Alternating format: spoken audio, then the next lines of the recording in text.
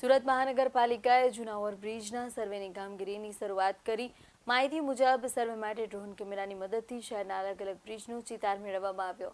તેમજ કેમેરામાં વિડીયોગ્રાફી કરી અને બ્રિજના રિપોર્ટ બનાવવામાં આવશે। સર્વે બાદ બ્રિજને સમારકામની જરૂર હશે તો કામગીરી કરાશે। ચોમાસાની પહેલા ઓવરબ્રિજની તપાસ થઈ જાય તે જરૂરી બન્યું છે।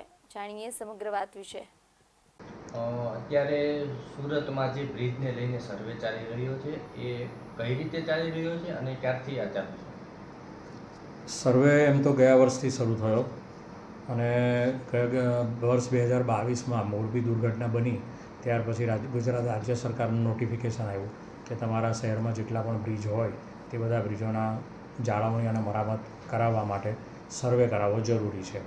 તેના માટે આપણે વર્ષ 2023માં પ્રી મોન્સૂન અને પોસ્ટ મોન્સૂન એમ બે સમયે સુરત શહેરમાં જેટલા પણ બ્રિજો આવેલા છે તેનો સર્વે હાથ ધરવામાં આવેલો। એના માટે ટેન્ડર બહાર પાડવામાં આવેલા। ટેન્ડર મંજૂર થયા અને 3 કન્સલ્ટન્ટોને એની સર્વેની કામગીરી સોંપવામાં આવી। કેટેગરી વાઇઝ કઈ રીતે આપણે જે ટોટલ બ્રિજ છે ટોટલ બ્રિજ આપણા 124 સુરત શહેરમાં બ્રિજ છે તેમાંથી 117 બ્રિજોના સર્વે હાથ ધરવામાં આવેલા। હવે એમાં કેટેગરી કુલ 4 છે। કેટેગરી 1 એટલે સૌથી સેફ બ્રિજ જેને કંઈ જ કરવાની જરૂર નથી। 2માં થોડા પ્રમાણમાં રિપેર હોય તો એ કરાવી લેવાય।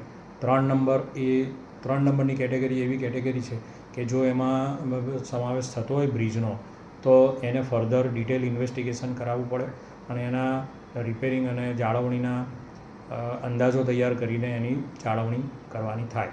એ રીતે એને રિપેરિંગ કરાવવાનું થાય।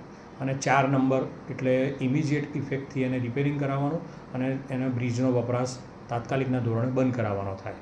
હવે સુરત શહેરના જે સર્વે કરાવવામાં આવેલા 124 બ્રિજ તેમાંથી 117 બ્રિજોના સર્વે થયા, જેમાંથી 60 બ્રિજનો સમાવેશ કેટેગરી 1માં થયો અને 2 નંબરમાં કેટેગરી 2માં 19 બ્રિજોનો સમાવેશ થયો અને 30 બ્રિજનો સમાવેશ કેટેગરી 3માં થયો અને 4 નંબરની કેટેગરીમાં એક પણ બ્રિજનો સમાવેશ થયો નથી। હવે 30 જે કેટેગરી 3માં જે સમાવેશ 30 બ્રિજોનો થયો છે તેમાંથી હાલમાં 4 બ્રિજો રિપેરિંગ હેઠળ છે।